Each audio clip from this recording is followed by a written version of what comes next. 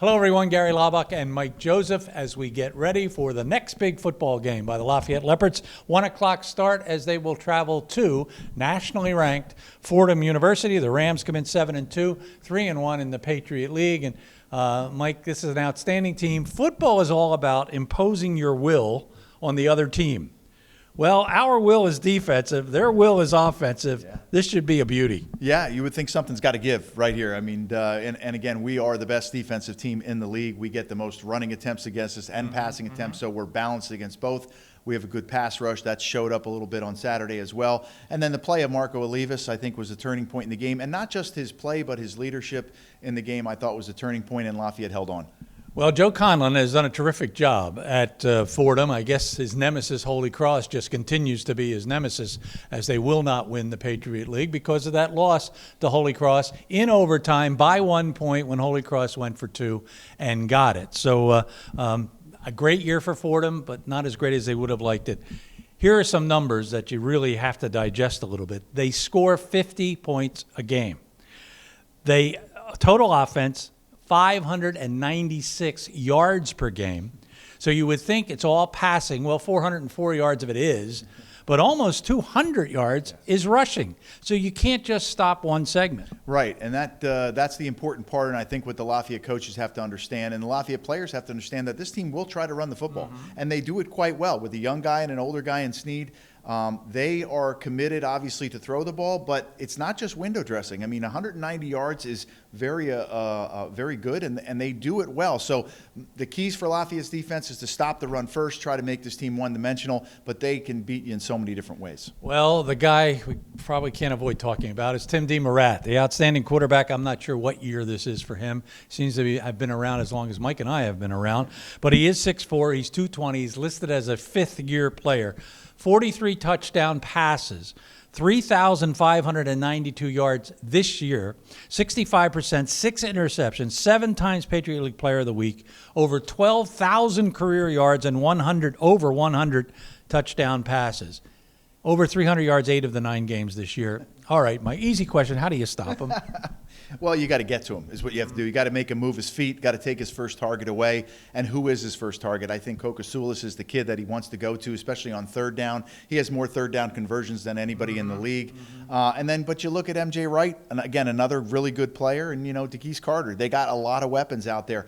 But you got to start from scratch, start from stopping the run, and then you got to get to his feet. He's not a real mobile guy, but Tim's putting up video game numbers all over the place. And it's not just against Patriot League teams. It was against Ohio. It was against the other teams that they played. They can, get it done in so many ways. So you got to try to, again, keep the ball away, maybe play a little bit of field position, play a little bit, obviously, of time possession, which I think Lafayette did better in the second half last week against Colgate. Keep him off the field, and then just play inspired again. You're going to go again. You're inspired again. You had a little bit of a poor game against Georgetown, but you came back and showed that enthusiasm. Lafayette's got to go up to New York City and try to do that again. No question about it, Mike. Do you blitz this quarterback, or do you play with your front four and drop back and try to stop these 3 terrific receivers that they have, or do you mix it up quite a bit? I think if you're going to blitz, it's going to be early on the downs. I think you've got to create the second and longs, create the second and 14s, maybe with a sack, a forced fumble. Lafayette's always had success with Malik Cam and those guys up front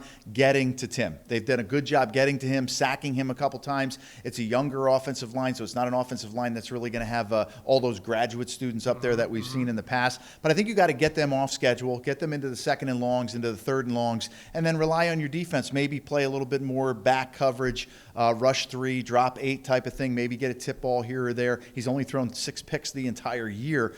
But you got to find a way to use your advantage, and I think your advantage we're going to talk about on Inside the Huddle is up front on the defensive line. Well, as we turn to their defense, if Marco Olivas is not the best linebacker in the league, and we probably think he is, then it's Ryan Greenhagen, who has 87 tackles, 31 tackles last year in 1 game against Nebraska. So he's a legend for Fordham. Yeah, and he's inspiring too because he got hurt against Lafayette with the ACL injury, running down on a kickoff, which is kind of crazy. But don't forget Conway too, the other linebacker. Both of those guys can just eat up almost 200 tackles between the two of them.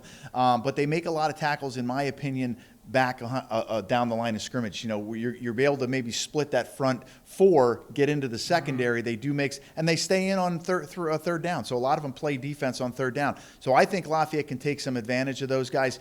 You got to get a guy like Jaden Sutton going against them and just kind of wear him down. But Greenhagen, you're going to see three of the best linebackers in not only just in the league, but in the country this week, and Marco Olivas is one of them. Certainly he is, and Conway actually has more tackles than Greenhagen has. Conway will come in with 92 of them.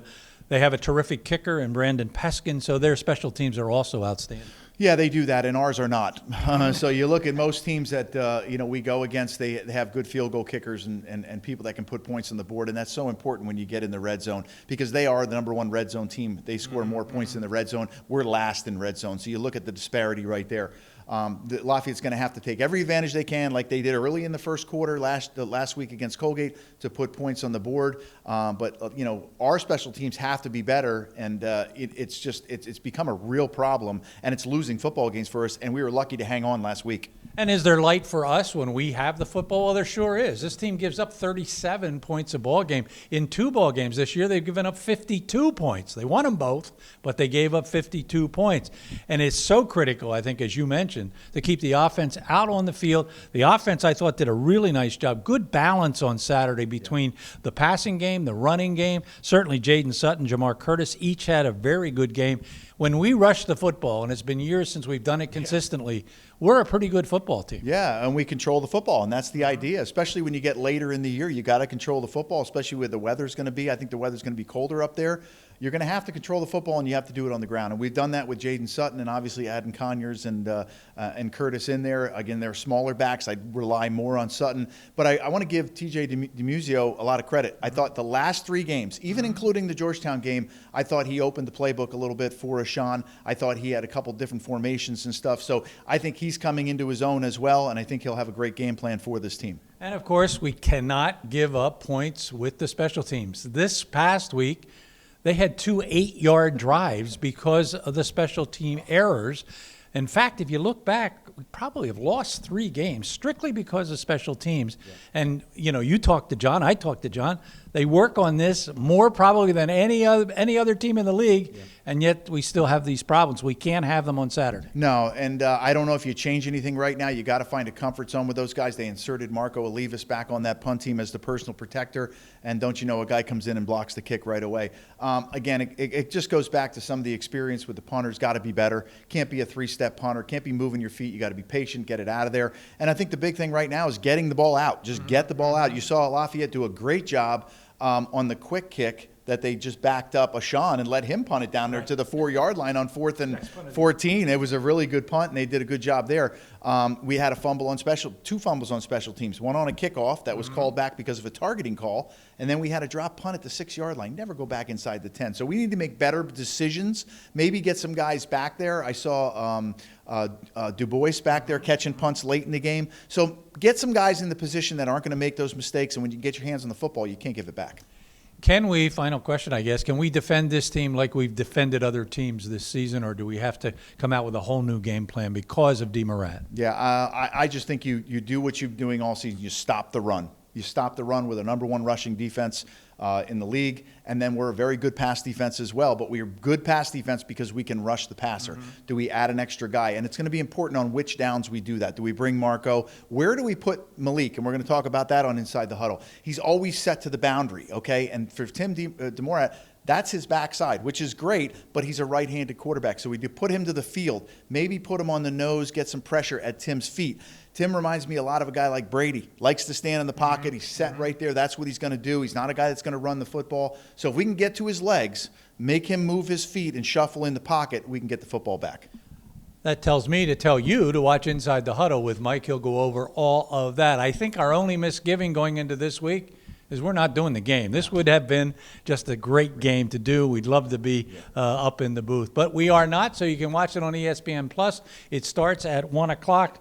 And the following week at 12:30, it's Lafayette-Lehigh. We'll be there for that one. Before that ball game, we'll be here behind the mic. Thanks for joining us. For Mike, I'm Gary. See you next week.